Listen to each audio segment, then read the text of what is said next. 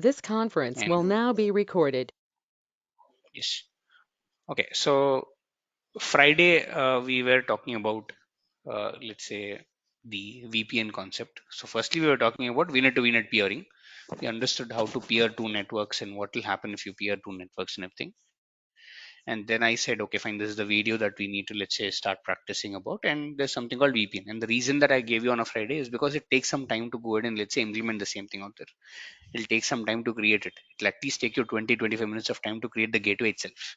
And then to configure all these things again, it'll take you around 40 minutes to configure, do a lot of trial errors, and then finally, get that particular VPN out there. And finally, you had a lot of resources. If you look at this, you had that virtual network, and inside that particular virtual network, you had something called as a gateway subnet. We created something called as a gateway subnet out here. Once you create a gateway subnet, you go ahead and create one more resource called what? A VPN gateway. This is a VPN gateway out here that we create. And to this particular VPN gateway, we go ahead create something called as a root certificate and a child certificate out here. Take the data of the root certificate. So you have two things out here. If I talk about certificates,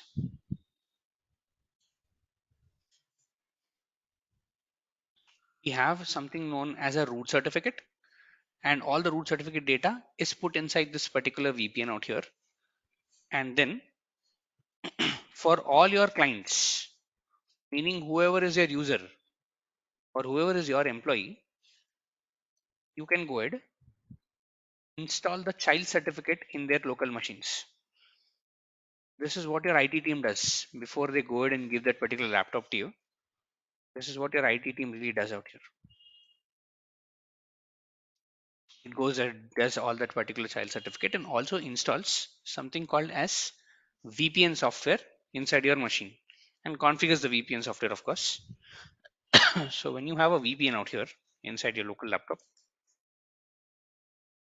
so you have some kind of a VPN software that is installed. Again, the certificates in our case, we went ahead, we created all the certificates out here. Like we used some PowerShell scripts, created all the certificates, got all the certificate data and all these things out. But when you start working in a real-time environment, all these certificates are actually given to you by something known as a certificate issuing authority, like Cisco or someone like that, who's actually a company who deals with this particular certificates out here. They give you these particular certificates. So what they do is that they say, okay, fine, this is that the root certificate data. Take that root certificate data, but I won't give you the root certificate. I'll give you the child certificate. Take all the child certificate out here. Install on your clients, whichever client it is, not a problem. Now, when I connect to this particular VPN software, I am just connecting to this particular gateway and to this particular virtual network internally, and all the resources in this particular virtual network, like a virtual machine or like a storage account that is sitting inside this particular network. Anything. I'm talking about any resource out here. Let's go back and get the storage account out here. Any resource, once you establish a VPN, can can be accessed by your local laptop using something called as a VPN. What it does between your local laptop and these resources, it establishes something called as a secured tunnel, end-to-end encrypted. This is called an end-to-end encryption, meaning the communication that you are sending to your virtual network until it reaches that particular machine is completely secured. It's just like you are passing some kind of an electricity and you're applying some kind of an insulation on top of it so that if you touch it, you won't get shocked and all that stuff. So that people won't go ahead and, let's say, grab all your data. That's the reason you establish something called as a tunnel in the form of something known as a VPN out here. Yes, there is one question in the chat before I started this out, is that how big should this particular subnet be? How will I know, what is, let's say, or how to decide how many IPs do I allocate to the gateway subnet? It completely depends upon the bandwidth that you're giving to your VPN gateway out here. If it's a basic bandwidth, small subnet is sufficient, but it's a higher bandwidth, meaning I decide this. Let's go into the VPN gateway pricing model.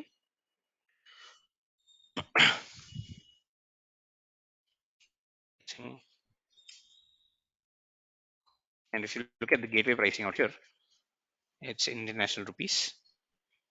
If it's a basic gateway that I'm establishing, I'm telling the maximum B2S tunnels are 128, meaning you can have 128 people connected to the same VPN gateway, meaning 128 employees having the same VPN software and connecting to your devices out here. So a small subnet is okay, meaning all your connections are going through the subnet.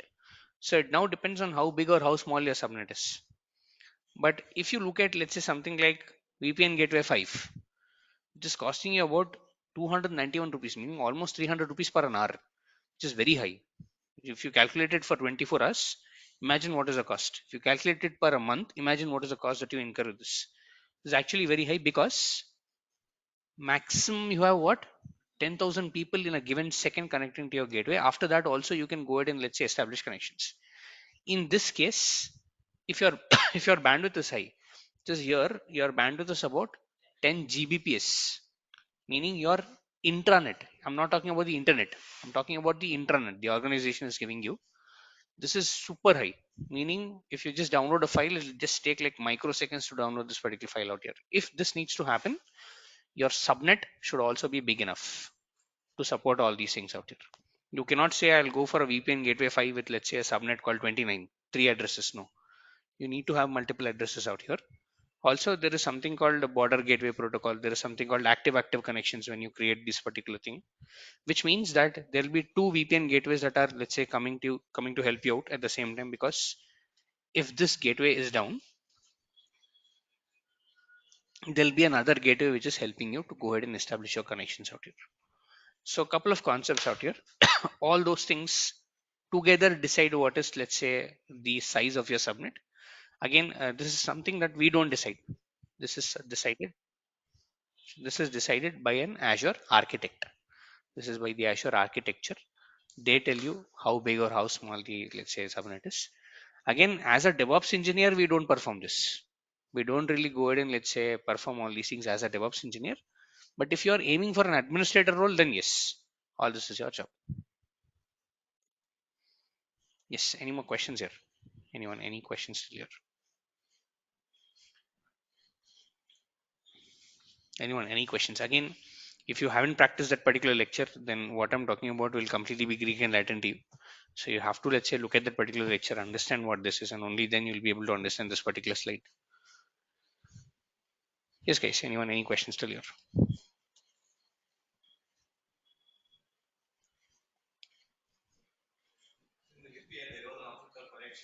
Hmm. Hmm. I'm not too sure. If you can just send me the screenshot, I'll tell you what exactly that is. I'm not able to imagine that. I don't even have a VPN gateway resource right now. So if I look at that, then I can tell you what exactly that is.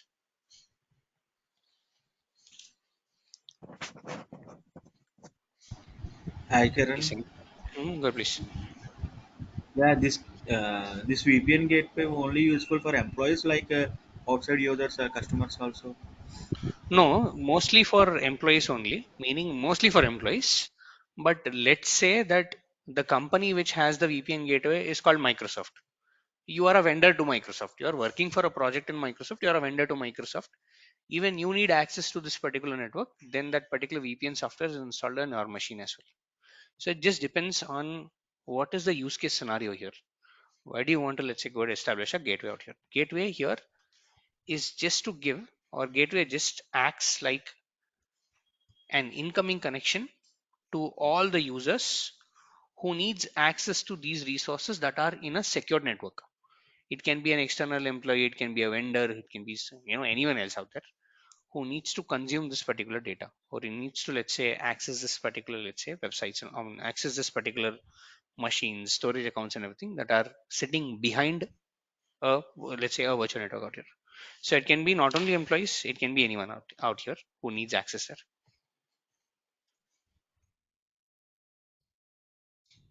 Any more questions here?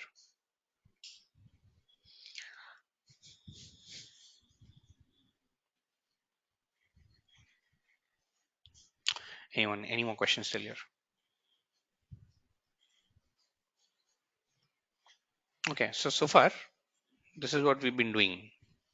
If I just were to go ahead and establish, or if I just were to go ahead and write it down, starting from virtual networks, we are doing virtual networks, we're doing subnets, then we're telling that okay fine, virtual machines, and then on top of a virtual machine we are telling that okay fine, I want to use this virtual machine as a web server, as a web application server. So I'm telling you install something called IIS, and we're also telling how to install the IIS using something like a command line without you having to log into a machine and all these things. Right? Then we said for high availability, we spoke about availability set and availability zones. Again, availability zone is something that I did not go into deliberately because I have to cover this in DevOps any which ways again. So I will go in that particular concept when it comes there. So availability zones. And then we have something called load balancing. But we understood how to go ahead create a load balancer out here and all these things out. And after that, we are now telling if I have two different virtual networks, how do I connect them? Again, we were discussing multiple concepts like public IPs, static, dynamic, and all these things out. NSGs, NIC cards, and all these things out here. And then I'm telling if I have two virtual networks, how do I peer them? And then finally, if a client wants access to it or if a user wants access to this one, we are telling point to set.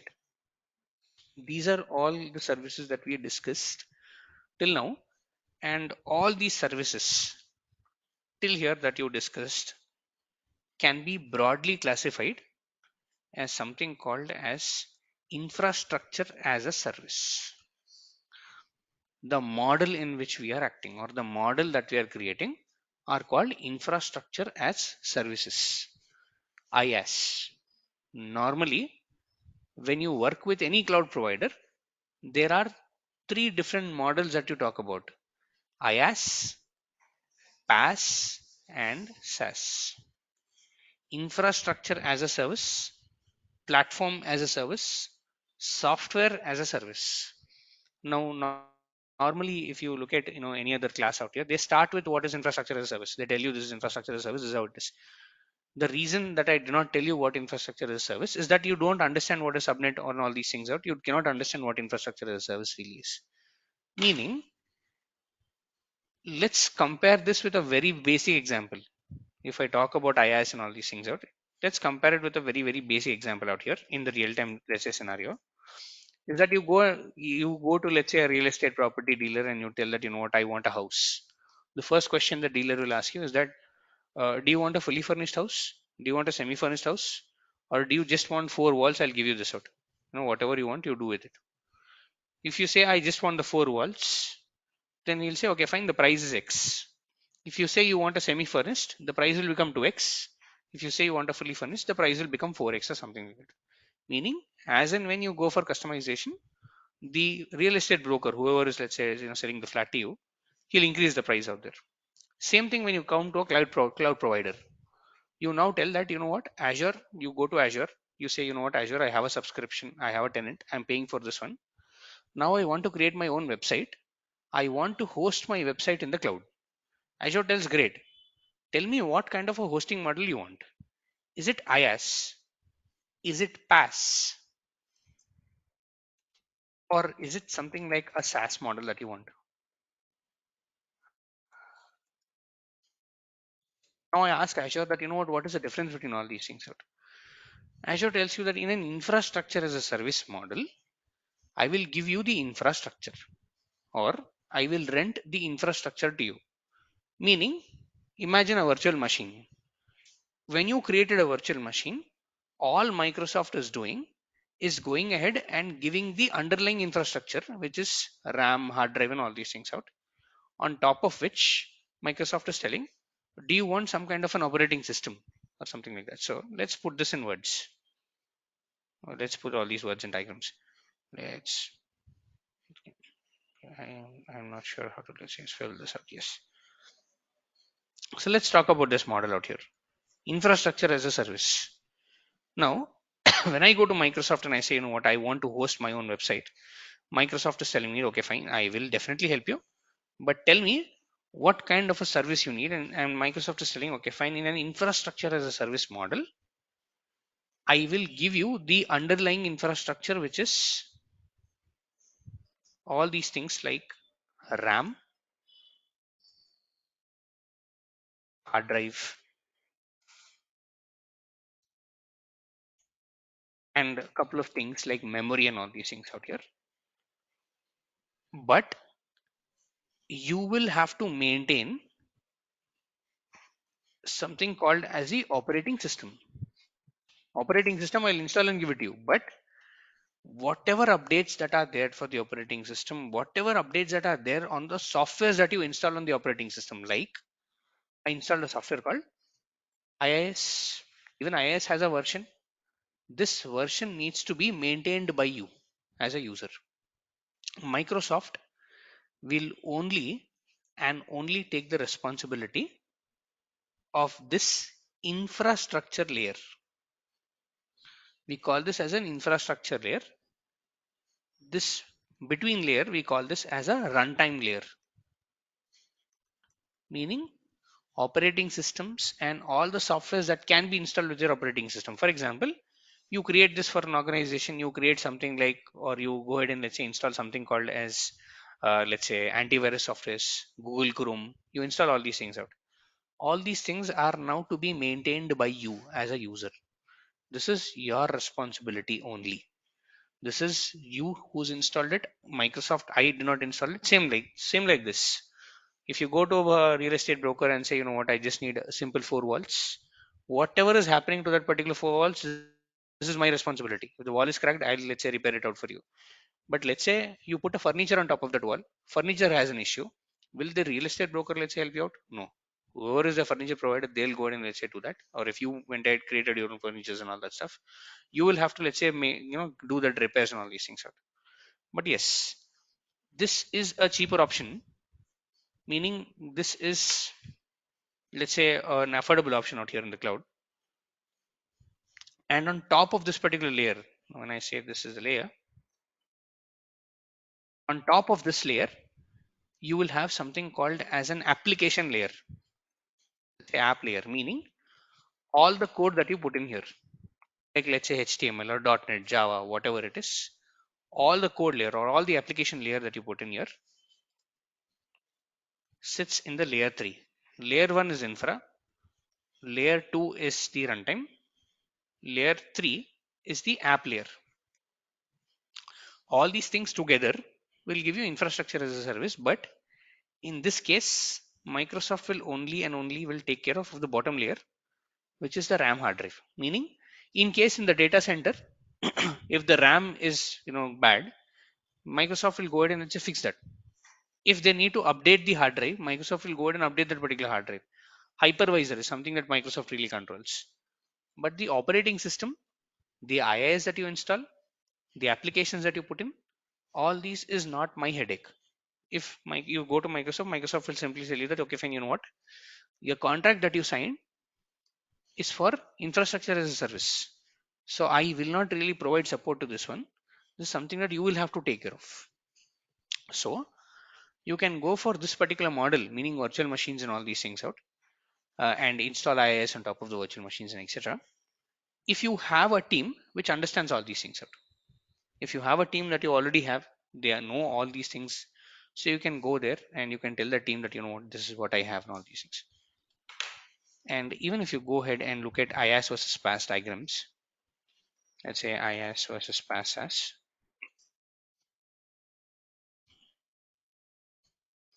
this is what I would say. This is one of the popular images that I do have. Let's go roll down and let's see the image. I'm just let's say concerned about the image out here. Okay, where to use? Okay, fine. Let's look at the image here. Now let's see. In an on-premise infrastructure, this is on-premise, meaning you are buying your own servers and all these things out. You will have to maintain the networking, the storage, the servers. Virtualization here is nothing but hypervisor, installing hypervisor and etc. After that, you have OS, you have middleware, runtime, data, applications that are running on top of it. In an infrastructure as a service, There are two different servers.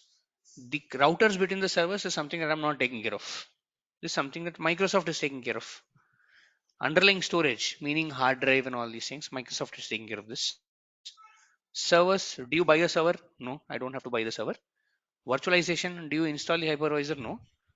But OS, middleware and runtime. Middleware and runtime is nothing but all the softwares that can, let's say, sit on top of your, let's say, operating system like IIS, .NET Core and all that stuff. This is something that you have to take care of. Data is something that you are responsible for. Application layer is also something that you are responsible for out here. This is your infrastructure as a service model out here. Now, see, I've been in the industry for since the last, let's say, 8 years right now, and I've seen the trend on how the industry is now moving out here. See, what my observation out here is that a lot of companies are moving away from infrastructure as a service towards platform as a service. Why exactly is this? What exactly or what is happening out here right now is that, see, most of the companies today are hosting their websites on the cloud only. Let's say there is a hotel industry called Novotel. They are hosting their website, let's say, on some cloud called Azure. Let's say in my case, I'm just taking a cloud with the example called Azure out here. Now, as a hotel industry, do you think I will be more concerned about the operating system or the runtime or the data? Or do you think I'll be concerned about how my application really looks like? Because here, my concern really is that more and more customers should come to that particular website, book rooms, book, let's say, food and etc. in that particular application, and my business should grow. If my concern is this, as a hotel industry, if my concern is this, the operating system, the IS layer, and etc., I will have to hire more people to maintain all these things. Microsoft says that, you know what, forget about this. I will also maintain this out. You don't have to take the headache, but you as a user, just maintain, or you as a consumer, just maintain your application layer. Take care of what kind of a code you need. I as in the cloud provider will go ahead and maintain these two layers out here, which is your infrastructure and the layer that sits on top of it, like operating system, IIS, and then you have your runtime and etc. These two layers together are now called platform as a service, PaaS layer. And that's what you can see here. If you go back into the diagram out here, here you are not taking care of the networking. No, you're not taking care of the storage. You're not taking care of the server. You're not taking care of the virtualization. This is something that you do not even take care in IS. But after that, you don't have to worry about the operating system. Neither you have to worry about your middleware. Only worry about your data and the applications that are running on top of that particular layer. This is something that you have to say really worry about. All these things is something that I, as a cloud provider, will take care of. You don't have to worry about it. So the burden of responsibility that is lying on you is not that much. You're putting this responsibility of someone else on someone else out here, and you're paying an additional cost for all the service. PaaS is costlier than IS. Let's say if a virtual machine of 2 GB RAM with, let's say, something like 2 core CPUs is costing you 7 rupees per an hour, the same thing will cost you around 14 rupees per an hour when you go for PaaS. Almost double the cost. I'm just telling you how the cost model is, let's say, really differentiating here. But will that be a real concern? No. A lot of companies are going towards this one. A lot of companies are, let's say, now shifting towards PaaS services. And today is when we'll start discussing about something known as a PaaS service. Our first PaaS service, which is called as an Azure web app. We'll talk about that and what this is and etc. But before I move forward, any questions still here on what is the difference between IaaS and PaaS? I'll come down to what is SaaS. We'll talk about what SaaS really is. Any questions still here?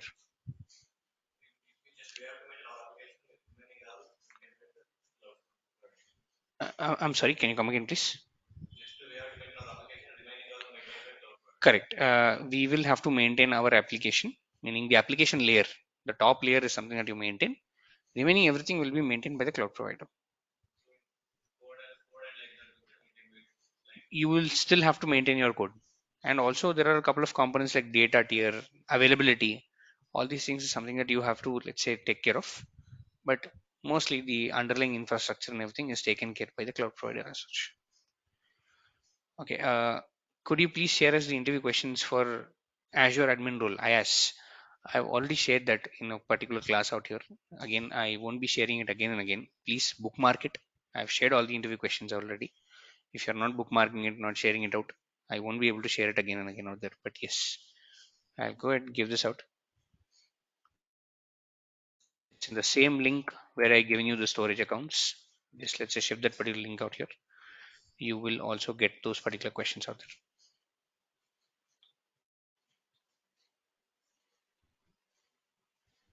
So these are the interview questions. This is infrastructure as a service. After that, platform as a service is coming. Then you have Azure DevOps and open source and all these things.